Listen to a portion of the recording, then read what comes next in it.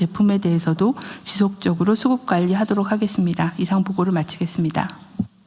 그 조금 전에 얘기했던 그 자살자 있잖아요. 이것도 사실은 일종의 위기 가구인데 네. 뭐 배고프다, 뭐 혼자 외롭다, 병들었다 이거는 체크가 되는데 빚져가지고 끙끙 앓고 있는데 죽어야 되겠다 이런 사람들은 징후나 이런 게 없을까요? 저희가 현재 그 자살 상담센터나 그냥 드린 먹거리 복지 연계를 할 때 그 위기를 촉발한 위험 요인이 뭔지를 파악을 해서 그게 빚이나 금융에 대한 부분이면 신용회복위원회나 아니면 서민금융지원센터라거나 각 부처가 운영하고 있는 취약계층 지원센터랑 상호 연계하고 있습니다. 그리고 혹시 법무부 있잖아요. 그 지금 벌금 못 내가지고 환영 유치된 사람들, 벌금 대신에 징역 사는 사람들 숫자 혹시 대충? 노역장 유치자가 지금 평균 1,550명 정도 됩니다. 1,500명 정도? 예. 한 개 교도소 정도 되네요. 네네. 굉장히 심각합니다. 그래서 이거에 대해서 저희들이 노역장 유치된 사람들 기본적으로 고령이고 노동 능력 없는 거의 이런 분들이기 때문에 노역장 유치 해놨지만 80% 이상이 노역을 못하는 상황입니다. 그 지금 이 제도에서 노역도 못 시키고. 아니 매우 심각합니다. 그래서 가둬놓고 관리하느라고 돈만 들고 있는 그래서 거예요. 노역장 유치도 가스급방이 가능하거나 노역장 유치자 중에서 사회봉사로 좀 대체할 수 있도록 하는 그런 방안도 저희들이 적극 좀 권장하고 있습니다. 사회봉사 활동을 시키는, 그러니까 생산적인 사회봉사 활동을 있잖아요. 네네. 그런 걸 좀 시키고 벌금을 좀 까주는 것도 한번 검토해 보면 좋겠네요. 예, 그래서 좀 제가 처음 그 법무부 장관 취임 후에 이걸 보니까 너무 심각해갖고요. 계속 제도 개선을 좀 해오고 있고 많이 좀 전보다는 강하게 집행을 안 하고 있는데 법률 개정 사항도 있고 또 당사자들이 노역장 유치 대신 사회봉사를 이제 신청을 해야 되고 법원에서 처음에 또 사실 그걸 해줘야 되는데 그것도 저희들이 좀 적극 안 하고 있습니다. 형량을 선고 안 할 수가 없겠죠. 네네. 그런데 벌금 빌려주는 저 민간은행 있죠. 벌금이요? 벌금 빌려주는 거 있잖아요. 그건 사회운동 차원에서 하는 거 있어요. 그건 처음 들어보는. 그 장발장은행이든가? 장발장은행이라고요? 그죠? 예.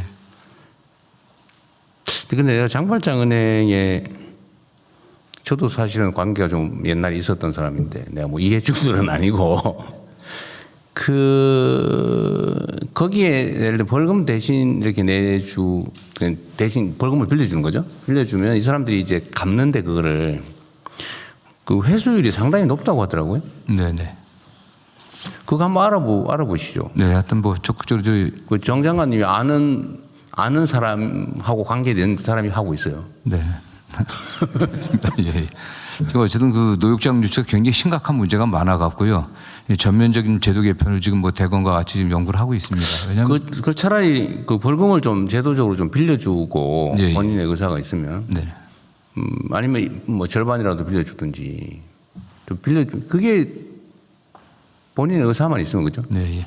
근데 현실적으로는 어쨌든 조금 전에 말씀드린 것처럼 이게 전혀 그 형벌의 효과를 뭐 얻고 있거든요. 물론 이제 벌금이 형벌의 효과가 있는 사람도 있는데 개인적으로 보면 그 형벌은커녕 오히려 피차간의 부담만 되는 경우가 오히려 많지 않나 싶어요.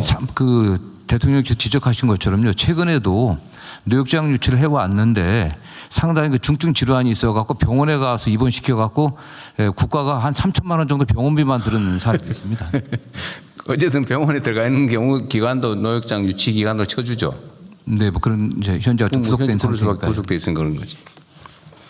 하여튼 이런 게 이제 불합리인데, 하여튼 그거 한번 알아보세요. 장발장은행에 필요하면은 뭐 민간의 모금을 우리는 지원을 해주든지 아니면 뭐 재정적 지원을 해주든지. 네네. 근데 갚는 비율이 높다고 하더라고요. 네. 한번 그럼 점검해봐 주시고요. 네, 확실히 제도 개선하도록 하겠습니다. 네. 네.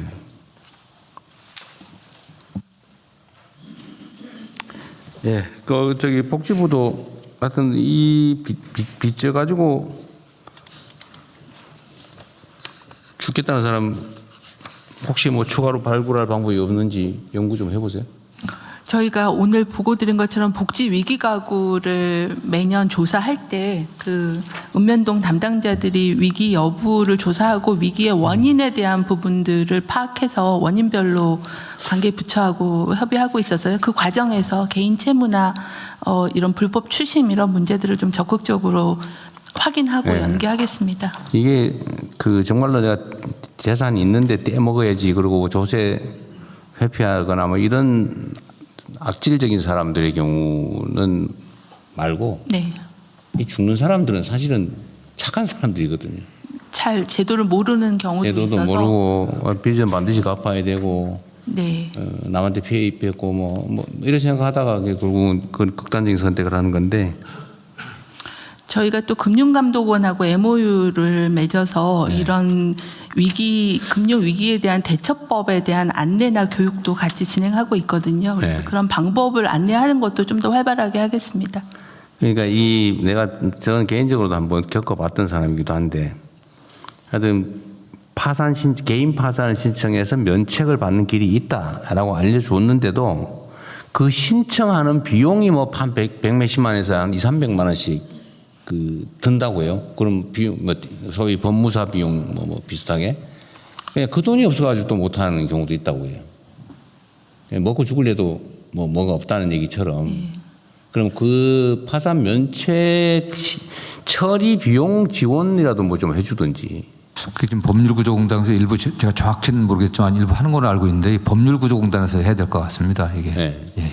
그러면은 그거를 광고를 좀 대대적으로 해요. 이거 모르는 사람이 너무 많거든요. 네네. 하여튼 이게 아까도 얘기지만 다시 자꾸 얘기해서 그러긴 한데 이게 원래 빚을 지르는 원인은 채무자가 잘못한 것도 있지만 채권자가 그걸 고려해서 빌려줘야 된다는 것도 있다고요. 그 채권자들은 원래 그 일부는 떼일 걸 각오하고 그게 다 이자 비용이 포함되어 있잖아요. 그래서 능력이 없으면 못 갚으면 면책을 하는 게 원래 상식인데 우리나라는 하여튼 뭐 이상하게 언론들도 뭐 맨날 도덕적 해이 얘기하고 해가지고 빚지면 반드시 죽을 때가 갚아야 되고 심지어 자손이라도 갚아야 된다 이런 걸 강요한단 말이에요. 맨날 도덕적 해이 얘기하고. 예. 어떤 바보가 그 신용불량에 취직도 못하고 일상생활 못하면서 능력되면서 돈 떼어먹겠어요. 그 상식밖에 얘기거든. 근데 그거 자꾸 그런 걸 조장을 해가지고 빚지면 죽을 때까지 갚아야 된다 이 생각 때문에 그런 제도가 있는 것도 모르고 활용도 안 하고 그러다 결국 죽고 예? 아주 오랜 시간 경제활동도 못해서 국가적으로 손실 아닙니까? 그래서 이 홍보도 좀 그러면 예, 좀 구조공단이 대대적으로 좀 하든지 예. 네. 빚을 져서 갚을 능력이 안 되면 파산 면책할 수 있고 채무 조정할 수 있다. 이걸 대대적으로 알려서 너무 상식적으로 다 그렇게 처리해 줘야 돼요. 네네. 선진국들 다 그렇게 하잖아요. 비용이 필요하면은 기획예산청에서 좀 챙겨주도록 하시고요.